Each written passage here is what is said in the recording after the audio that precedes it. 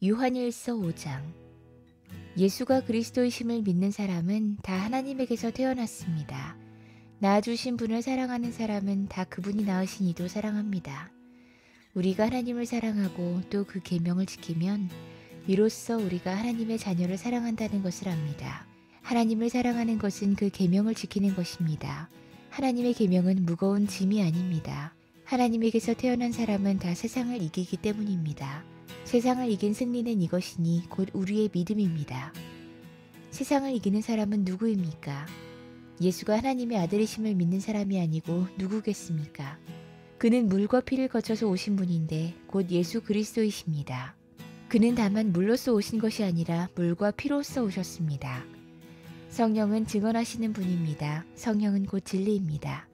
증언하시는 이가 셋인데 곧 성령과 물과 피입니다. 이 셋은 일치합니다. 우리가 사람의 증언도 받아들였거늘 하나님의 증언은 더욱더 큰 것이 아니겠습니까?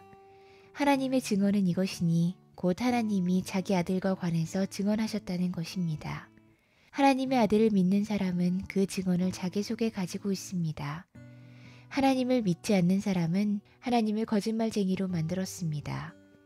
하나님이 자기 아들에 관해서 증언하신 그 증언을 믿지 않았기 때문입니다. 그 증언은 이것이니 곧 하나님이 우리에게 영원한 생명을 주셨다는 것과 바로 이 생명은 그 아들 안에 있다는 것입니다. 그 아들을 모시고 있는 사람은 생명을 가지고 있고 하나님의 아들을 모시고 있지 않은 사람은 생명을 가지고 있지 않습니다. 나는 하나님의 아들의 이름을 믿는 사람들인 여러분에게 이 글을 씁니다. 이것은 여러분이 영원한 생명을 가지고 있다는 것을 알게 하려는 것입니다.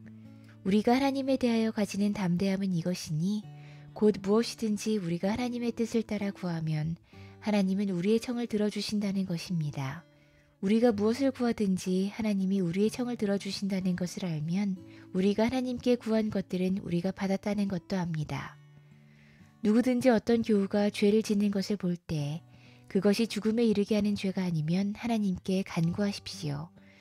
그리하면 하나님은 죽을 죄를 짓지 않은 그 사람들에게 생명을 주실 것입니다. 죽을 죄가 있습니다. 이 죄를 두고 간구하라는 말이 아닙니다.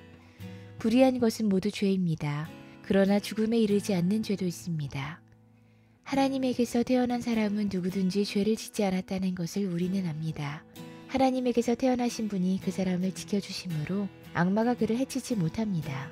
우리가 하나님에게서 났다는 것을 우리는 압니다. 그런데 온 세상은 악마의 세력 아래 놓여 있습니다. 하나님의 아들이 오셔서 그 참되신 분을 알 수 있도록 우리에게 이해력을 주신 것을 우리는 압니다. 우리는 그 참되신 분, 곧 하나님의 아들 예수 그리스도 안에 있습니다. 이분이 참 하나님이시요 영원한 생명이십니다. 자녀된 이 여러분, 여러분은 우상을 멀리하십시오.